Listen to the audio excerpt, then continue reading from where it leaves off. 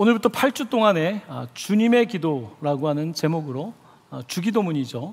8주 동안 기도에 대해서 여러분들에게 가르침을 드리고 함께 좀 기도하는 시간을 갖기를 원합니다.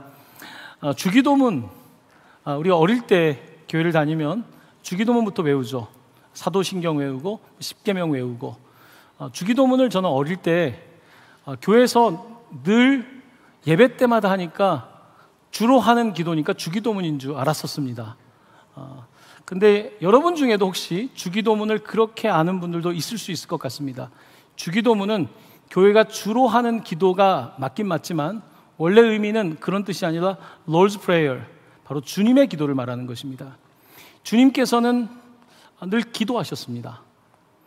기도하지 않으면 그의 삶도 사역도 감당할 수 없었습니다. 특별히 십자가의 사역을 감당한다는 것은 인간으로서는 할 수 있는 일이 아니었습니다. 주님께서는 그래서 기도하셨습니다. 예수님에 대한 행적을 기록하고 있는 사복음서는 예수님의 기도의 모습을 약 25번 정도 보여주고 있습니다.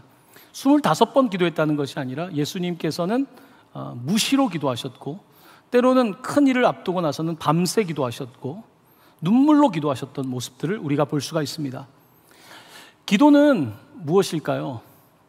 기도는 사실은 하나님의 심장에 닿는 방법입니다. 기도할 때에 우리는 하나님의 그 심장 소리를 듣게 됩니다. 하나님의 마음을 알게 되고, 하나님이 아파하는 곳에서 나도 아프게 되고, 하나님이 기뻐하는 곳에서 기뻐하게 되고, 기도를 할 때에 우리에게 주신 거룩한 감정이 주님과 맞닿게 되어 있는 것입니다. 그래서 주님은 계속 기도하셨습니다. 기도하시면서 아버지의 뜻을 구했고 아버지의 뜻이 이루어지기를 위해서 기도하셨습니다. 기도란 아버지와의 대화입니다. 기도란 하나님과의 대화입니다. 우리 주님께서는 늘 하나님 아버지와 대화하셨습니다. 여러분, 친한 사람과 제일 많이 이야기하잖아요. 여러분, 전화통화 가장 긴 사람이 제일 친한 사람일 거예요. 가장 많이 대화하는 사람이 여러분에게 가장 가까운 사람이겠죠. 예수님한테 가장 가까웠던 분은 바로 아버지 하나님이셨습니다. 그래서 기도를 해야 됐던 겁니다. 늘 기도하고 바쁜 중에도 기도하고 아버지와 대화하는 것이 너무나 필요했던 것입니다. 그래서 예수님께서는 기도하셨고 또 기도하셨던 것입니다. 자, 예수님의 그 많은 기적과 그 사역의 비밀은 바로 기도에 있었습니다. 여러분, 교회의 비결도 기도에 있습니다. 왜 교회가 저렇게 되는가? 기도가 있는 것입니다. 하나님이 기도할 때에 일하시고 응답하시는 것입니다. 그러므로 기도해야 되고, 깨어있는 교회는 계속해서 하트비트이 있어야 되는 것입니다. 계속해서 기도가 뛰어야 되는 것입니다. 기도가 뛰지 않는 교회는 이미 어떤 인간 중심의 하나의 조직체가 되어간다는 신호일 것입니다. 예수님은 계속 기도하셨고 끊임없이 기도할 것을 그들에게도 부탁하셨던 것입니다. 자, 오늘 이제 여러분들 설교 노트를 따라서 말씀을 나누겠는데요, 오늘 예수님께 제자들이 나와서 How to pray, 어떻게 기도하는지를 물어봅니다. 누가복음에서는 이렇게 이야기합니다. 세례 요한의 제자들은 요한 선생님이 기도를 가르쳐 주는데 우리에게도 기도하는 방법을 좀 가르쳐 주십시오 라고 그들이 부탁을 합니다. 왜냐하면 예수님이 행하시는 모든 일을 볼 때에 분명히 비결을 찾아보니까 기도인데 도대체 예수님은 어떻게 기도하실까? 무슨 내용을 기도하실까? 제자들 입장에서는 상당히 궁금했던 것입니다. 그래서 기도를 가르쳐 달라고 하는 것입니다. 여러분, 오늘 우리는 기도를 배울 것입니다. 어떻게 기도하는지를 배울 텐데요, 여러분, 기도는 언어입니다. 기도는 말이에요. 말은 배워야 되는 거예요. 아이들이 태어나서 처음에는 아무 말도 못하고 거의 1년을 가지 않습니까? 그런데 본인이 태어난 곳에 부모님들이 계속 말을 하잖아요. 그 언어가 이제 쌓이겠죠? 그러다 보면 아이가 말을 띠게 되죠. 그러면서 올해 우리가 테러블2, 세상의 빛 동방교회라는 이름으로 2년차가 되었는데 2살 정도가 되면 50개에서 100개 정도의 단어를 말할 수 있다고 합니다. 기도가 마찬가지입니다. 기도가 배워서 나오는 겁니다. 처음에는 이 기도가 어려워요. 이 말문이 잘 안 나와요. 왜냐하면 앞에 있는 사람이 있는 게 아니라 하나님이 보이지 않는데 기도할 때 쉽게 되지 않을 수 있는 거예요. 기도가 어렵다고 하는 분들이 많습니다. 어쩌면 기도는 그냥 말이 터지면 되는데 기도를 나도 왜 좀 더 기도할 수 없을까? 답답함을 느낄 수 있는 부분이 있을 겁니다. 여러분, 우리가 외국어를 배울 때 외국어가 얼마나 어렵습니까? 기도가 우리나라 말인데도 굉장히 어렵게 느껴지는 거예요. 외국어를 배울 때 우리가 열심히 책을 읽고 어릴 때부터 영어를 배웠는데 막상 외국 사람 만나면 어떻습니까? 말이 잘 안 나와요. 막상 가면은 이게 외국어 같은 거예요. 기도가 그렇게 될 수 있습니다. 주로 우리가 외국 가면은 뭐 좀 하다 와야지 하는데 쉽지가 않아요.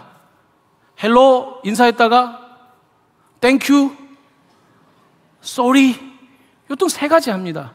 3개. 우리 기도도 그럴 때가 많습니다. 하나님께 와서 하나님 헬로, 그다음 하나님 땡큐 감사합니다.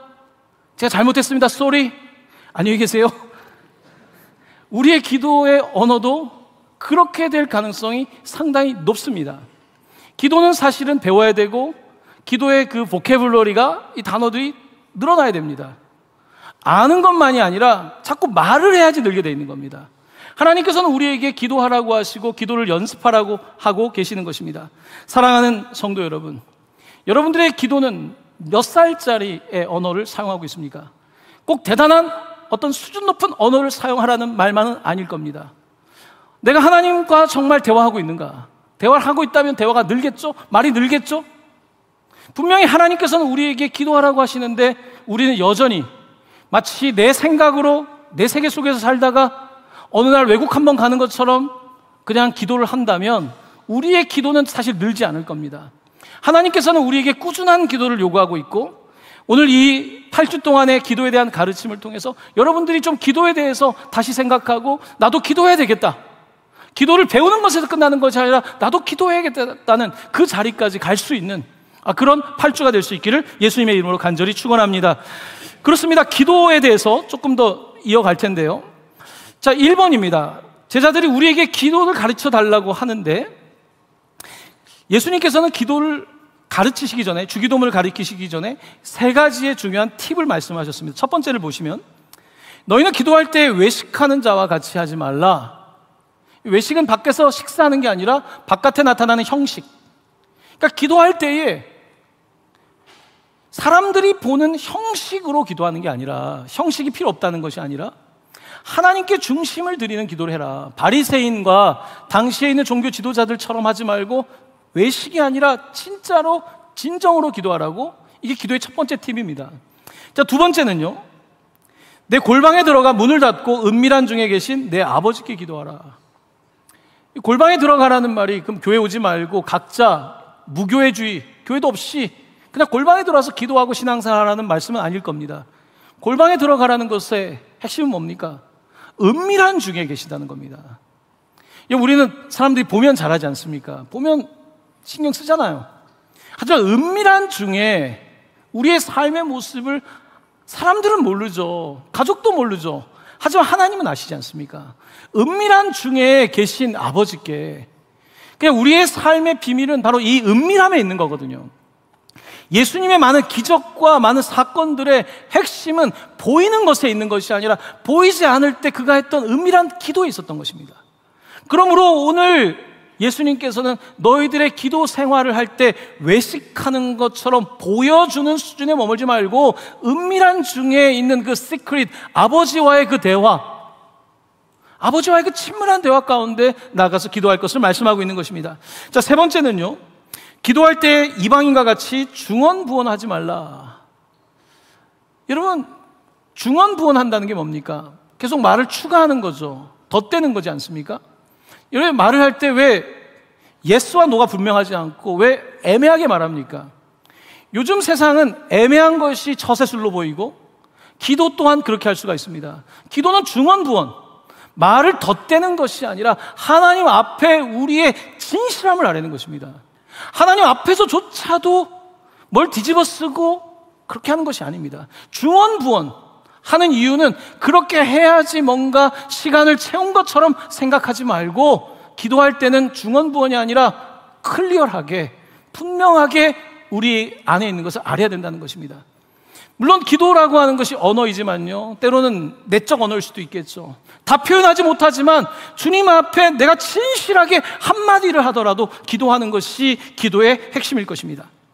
자, 이렇게 주님께서는 기도를 가르쳐 달라는 그들에게 이렇게 기도하지 말고 저렇게 기도하지 말고 이렇게 기도하라고 말씀하셨고, 자, 이제 두 번째로 넘어갑니다.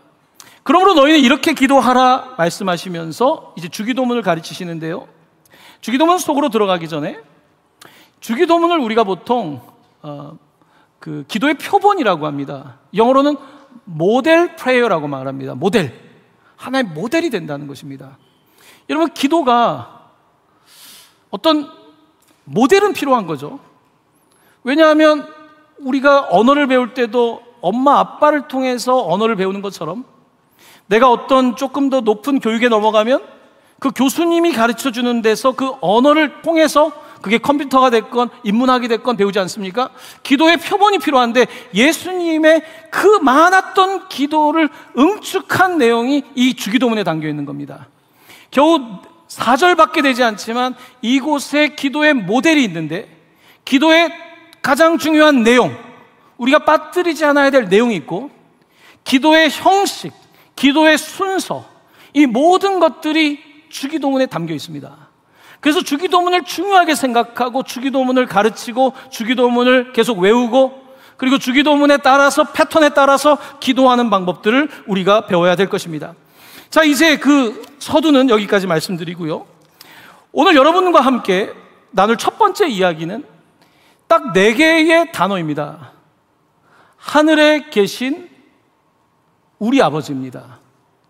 하늘에 계신 우리 아버지. 오늘 이 4개의 이 글자를 가지고서 예수님의 기도를 함께 살펴보도록 하겠습니다. 한번 같이 따라해 보시기 바랍니다. 하늘에 계신 우리 아버지. 하늘에 계신 우리 아버지. 여러분, 하늘에 계신 우리 아버지라고 지금 불렀는데 여러분한테 뭔가 좀 울림이 있습니까? 하늘에 계신 우리 아버지. 그냥 하늘에 계신 우리 아버지 울림이 없습니까? 하늘에 계신 우리 아버지는 사실은 우리가 다른 문장을 구사하지 않아도요, 진실함으로 하늘에 계신 우리 아버지를 부를 때 우리에게 울림이 있습니다. 하늘에 계신 우리 아버지.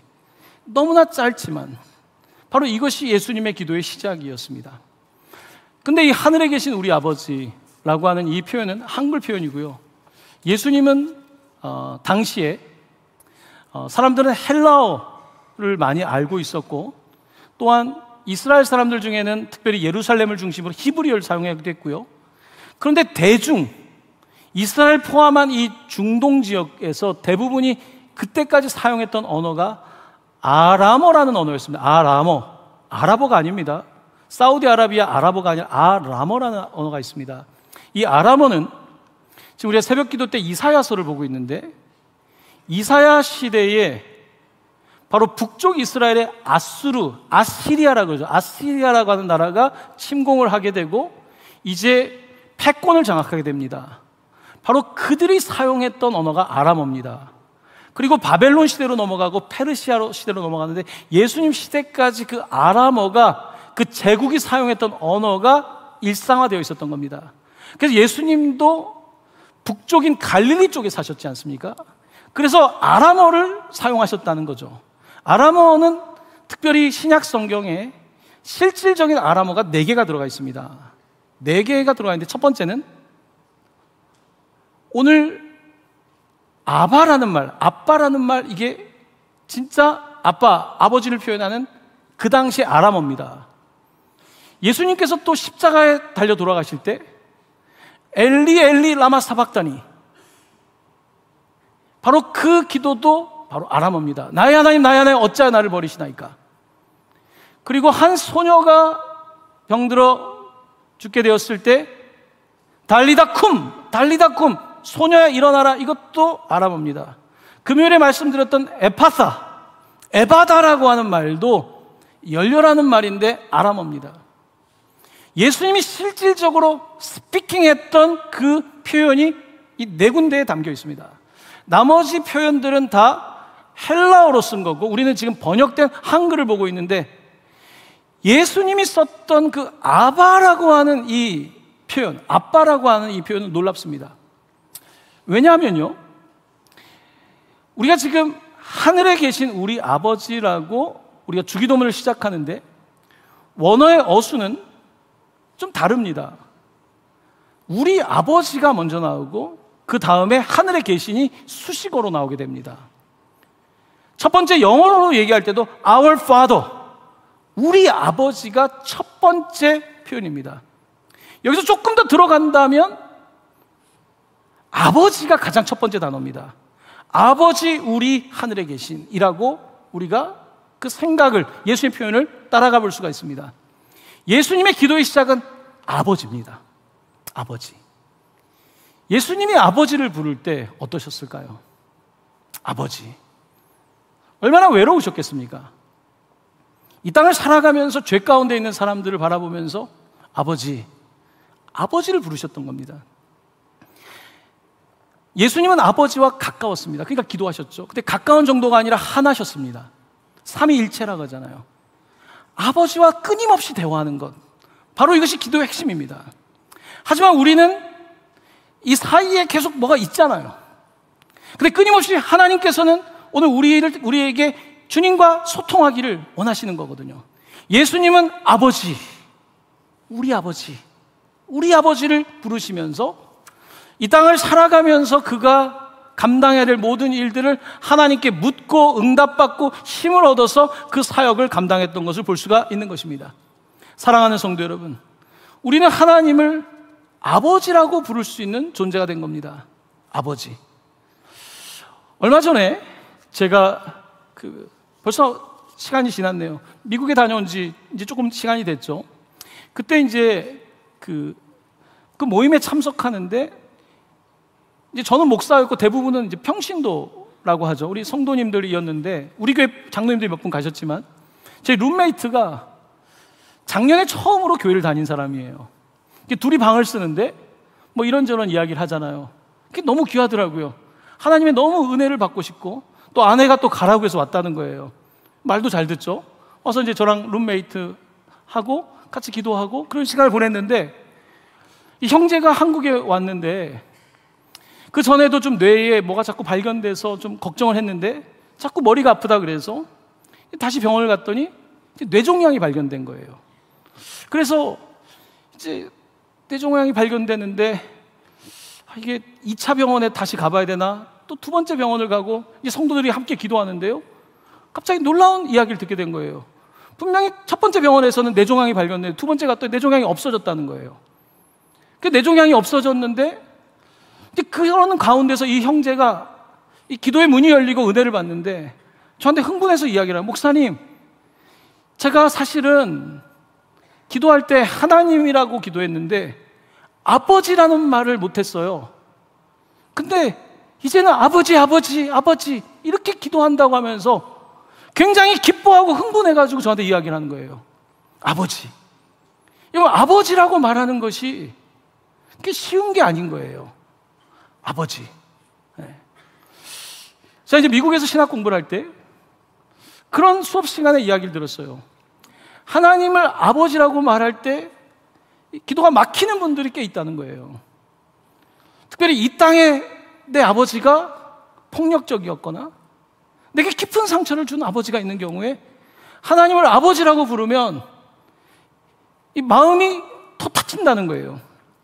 그래서 하나님 아버지를 못 부르는 그런 사람들이 꽤 있다는 것을 알게 됐습니다. 우리 한국에서도 그럴 거예요. 하나님 아버지가 당연하지 않은 거예요. 아버지 하면 상처가 되니까. 그래서 이단 중에 하나님 어머니가 있잖아요. 하나님 어머니 좀 와닿잖아요, 여러분. 이단으로 가는 거예요. 하나님은 아버지냐 어머니냐 할 때 우리 어떤 성별을 말하려는 것이 아니라 하나님이 아버지라는 언어로서 자신을 계시해 줄 때는 그 이유가 있는 거예요. 아버지의 그 모습, 아버지의 모습 속에는 어머니 같은 사랑도 있죠. 그 아버지라고 하는 그 특별한 그 이미지, 그리고 예수님도 아바라고 부르면서 아버지에 대해서 늘 아버지를 생각하고 아버지를 바라보면서 기도하셨던 거죠. 사랑하는 성도 여러분, 여러분에게 하나님이 아버지이십니다. 여러분에게 하나님은 아빠입니다. 잘 안 되시는 분들 계십니까? 기도하셔야 돼요. 그러면 아버지, 아빠. 아버지를 부르는 분들 중에 보면요, 제가 이제 어릴 때는 교회에서 장로님들이 대표 기도하시고 할 때 보면 아버지 이렇게 기도하는 분들이 있어요. 아버지. 제가 어릴 때는 멋모르고 그걸 따라했어요. 집에 오면 기도를 참 아버지. 어릴 때 흉내 내는 거 좋아했거든요. 근데 제가 언제부턴가 아버지 하고 기도하기 시작하더라고요. 제가 혼자 기도할 때 아버지, 주여. 제 기도가 그렇게 바뀌어가는 것을 알게 됐어요. 아마 인생에 조금 더 살아온 연식이 되다 보니까 아버지라고 하는 의미가 뭔지를 조금 더 알겠어요. 아버지. 근데 그렇게 아버지를 부르고 나면요, 하나님께서 주시는 그 평안함, 그 하나님이 주시는 그 위로, 뭔가 든든함, 이런 것들이 참 크더라고요. 교회 공동체 안에서도 보면 아버지를 일찍 떠나보내신 분들이 있어요. 우리 북에서 오신 형제들도 보면요, 아버지를 일찍 잃었어요. 끌려가시고 어디 갔는지도 몰라요. 아버지, 어머니 할 때도 마음이 아리지만 아버지. 우리 주님께서는 아버지를 부르시며 아바라고 부르시며 그 기도의 문을 여셨거든요. 사랑하는 성도 여러분, 주기도문의 첫 번째는 Our Father, 우리 아버지, 아버지입니다. 아버지를 부르실 수 있길 바랍니다. 아빠를 부를 수 있길 바랍니다. 아버지를 부를 때 놀라운 일이 일어나는 것은요, 아버지를 부를 때 여러분 기도가 늘 이렇게 문장으로 할 수 있는 그런 시간적 여유가 없을 때도 있잖아요. 근데 놀라운 것은 이 기도할 때 그냥 아버지라고 진실하게 부를 때에 그게 기도가 되더라고요. 뒤에 쭉 나온 것을 다 말하지 않았는데도 아버지라고 말하는 순간에 기도가 되더라고요. 기도는, 주기도문은 아버지와의 관계를 세우는 것입니다. 아버지를 의지하는 것이고 아버지께 내 상황을 알리는 것입니다. 예수님은 늘 아버지라고 불렀어요. 그래서 신성모독이라고 유대인들에게 핍박을 받았죠. 왜 아버지라고 부르냐는 거예요. 유대인들은 하나님을 잘 부르지도 못하고 하나님의 이름은 못 불러서 아도나이라고 대신 부르는데 자꾸 아버지라고 부르니까, 아바라고 하니까. 근데 예수님은 내 아버지가 너희들 아버지다 라고 말씀하시며 우리가 아버지를 찾기를 원하셨던 것입니다. 예수님도 기도하실 때요, 진짜 아버지가 길어질 때가 있었습니다. 아버지를 길게 부를 수밖에 없었던 때가 있어요. 바로 겟세마네 동산입니다. 겟세마네 동산에서 예수님께서 이렇게 기도하십니다. 가라사대 아바, 아버지요. 예수님이 이때 저는 길게 하셨을 것 같아요. 아바, 아버지. 아버지께는 모든 것이 가능하오니 이 잔을 내게서 옮기옵소서. 그러나 나의 원대로 마시고 아버지의 원대로 하옵소서. 얼마나 지금 아버지라는 말이 이 문장에 들어가 있습니까? 결정적인 순간에 아버지는 이용의 대상이 아니라, 아버지, 내가 지금 이 땅 가운데 온 이 마지막 최종 목적인 십자가 앞에서 아버지 도와달라고 예수님이 그렇게 기도하셨던 것입니다. 그러면 우리도 아버지를 부르며 기도할 수가 있습니다. 로마서 8장 15절입니다. 같이 말씀을 봉독합니다. 너희는 다시 무서워하는 종의 영을 받지 아니하고 양자의 영을 받았으므로 우리가 아빠, 아버지라고 부르짖느니라. 아멘. 그렇습니다. 우리는 죄인이기 때문에 머리를 둘 수가 없죠. 종으로 불러줘도 고맙죠. 탕자처럼. 그런데 예수님께서 십자가에 달려 돌아가심으로, 그가 우리의 죄값을 모두 감당하심으로 이제 우리는 종이 아니라 이제는 아들의 영, 아들이 될 수가 없죠. 본질적으로는 아들이 될 수 없는 거예요. 그러니까 양자가 되는 거예요. 죄 가운데 본질적으로 될 수 없지만 예수님을 통해서 우리가 그 어답션, 양자가 되어서 아빠, 아버지라고 친밀하게 가까이에서 부르짖을 수 있다라고 말씀하고 있는 것입니다. 사랑하는 성도 여러분, 아버지를 불러야 됩니다. 아버지를 불러야 돼요. 아버지를 부를 때 내 생각이 전환되더라고요. 아버지를 부를 때 내 감정이 변화되더라고요. 아버지를 부를 때 내 삶의 방향이 바뀌는 것이고, 그렇지 않으면요, 나는 내 생각대로 살 거예요. 내 감정대로 살 거예요. 내 발 가는 대로 살 겁니다. 하지만 아버지를 부를 때요, 우리의 삶에 끊임없는 터닝 포인트들이 만들어지면서 가는 것입니다. 바로 이것이 아버지의 이름을 불러야 되는 이유인 것입니다. 사랑하는 성도 여러분, 모두 아버지를 부르는 여러분 되시기를 간절히 축원합니다. 그렇습니다. 아버지라는 것이 첫 번째 단어인데요, 자, 여기서 우리가 빠뜨리지 말아야 될 것은 우리 아버지입니다. 우리 아버지, our father. 예수님은 왜 아버지한테 기도하실 때 제자들한테 가르쳐주면서 우리 아버지라고 가르치셨을까요? 예수님의 마음을 볼 수 있습니다. 하나님은 나의 아버지이기보다 우리의 아버지이시기를 예수님은 그 누구보다 원하셨던 겁니다. 사람들은 하나님 아버지를 찾지 않죠. 하나님 아버지가 없다고 하죠. 없는 척 하죠. 그런데 주님께서는 바로 우리 아버지라고 기도하시면서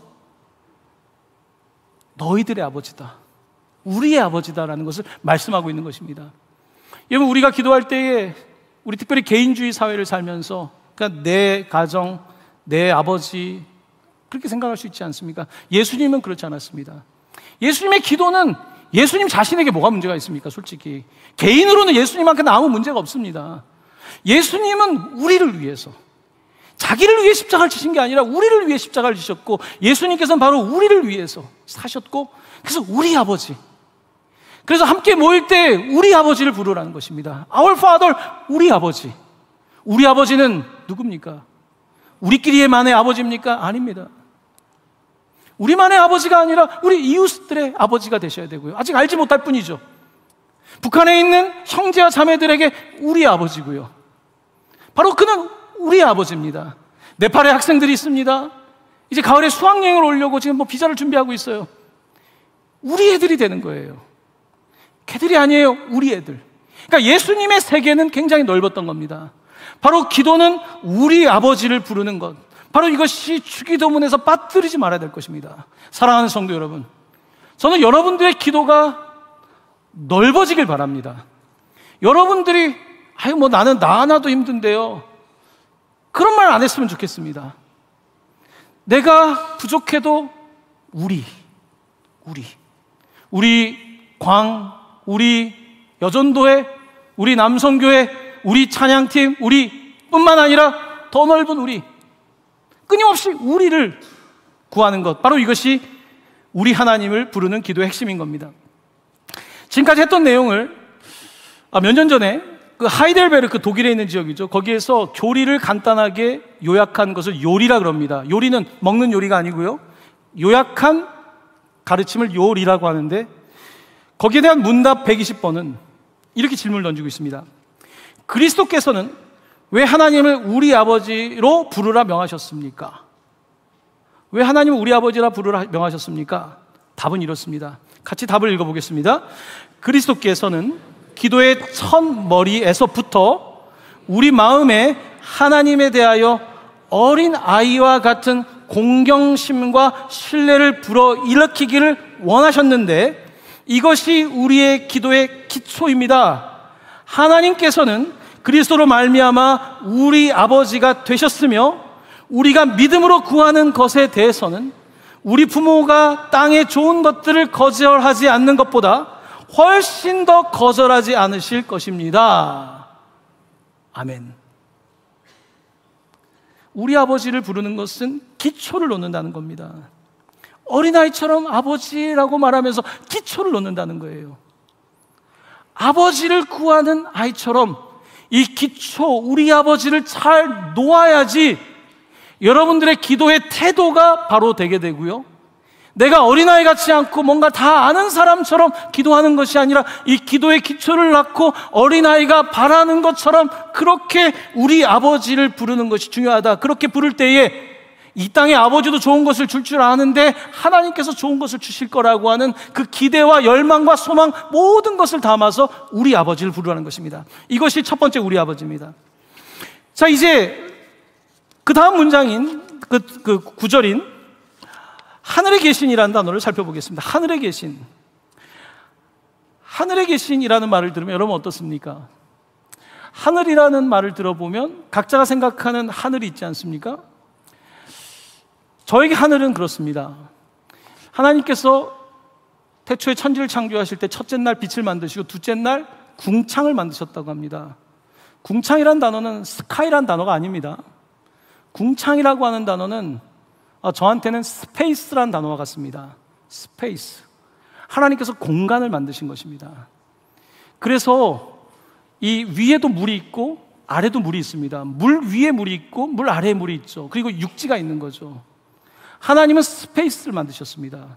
하늘이라고 하는 것은요, 우리가 생각하는 저 하늘만은 아닙니다.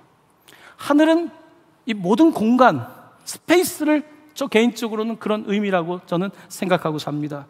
하늘에 계신이라고 하는 말은요, 멀리 하늘에 계신이란 뜻이 아니라 멀리도 계시지만 이 공간이라고 하는 것은 지금 여기도 스페이스, 오픈 스페이스가 있지 않습니까?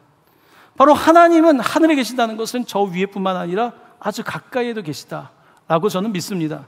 자, 그래서 4번을 보시면요, 하늘에 계신이라는 것은 하나님은 가장 높은 곳에도 그리고 가장 낮은 곳에도 계십니다.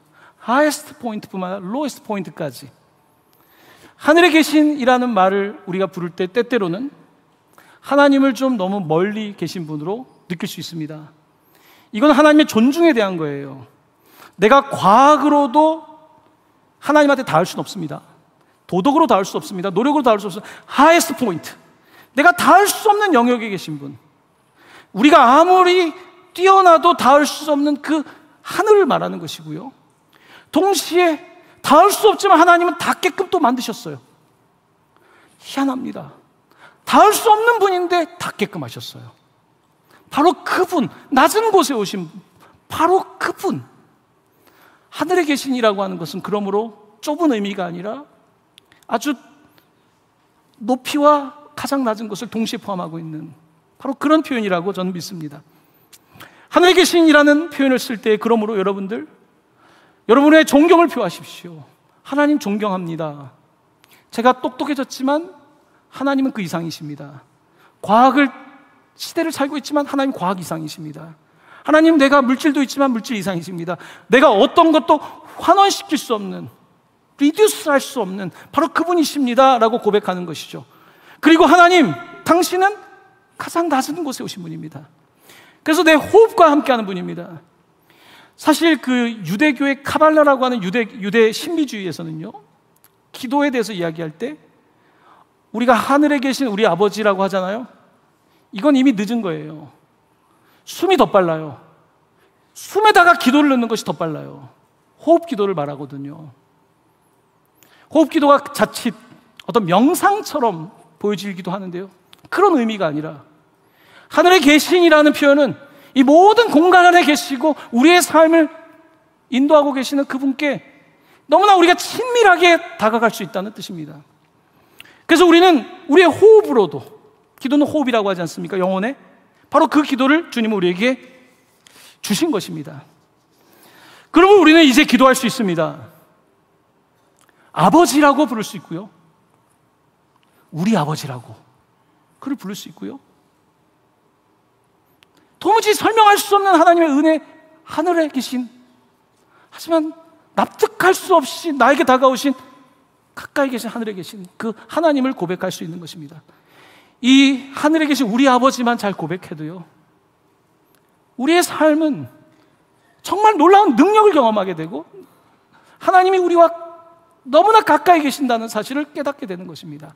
사랑하는 성도 여러분, 아무리 좋아도요, 그런데 들으면 끝나면 안 되겠죠. 이거 한마디라도 해야 돼요. 외국어를 배우는 가장 좋은 방법은요, 계속 말하는 거예요. 그 나라에 사는 거예요. 그 나라 살아야 돼요. 기도하는 데 와서 같이 기도하는 게 기도를 배우는 가장 좋은 방법입니다. 막 같이 하면서 배우는 거예요. 막 그렇게 너무 좋은 거예요. 막 말이 터지니까, 애기들이 말 터지듯이, 외국어 처음 배울 때 막 터지듯이. 여러분, 기도도 그런 것입니다. 우리 하나님은 우리가 그렇게 기도하길 원하고 계시는데, 우리가 기도하면 어떻습니까? 그냥 딱 입을 다물고 외국 사람 앞에서 그냥 입 다물고 있다가 쏘리 하다가 가는 거랑 그렇게 가서는 안 되겠죠. 자, 말씀을 맺으려고 합니다.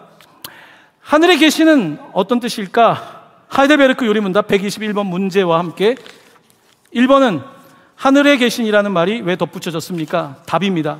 같이 읽도록 하겠습니다. 시작.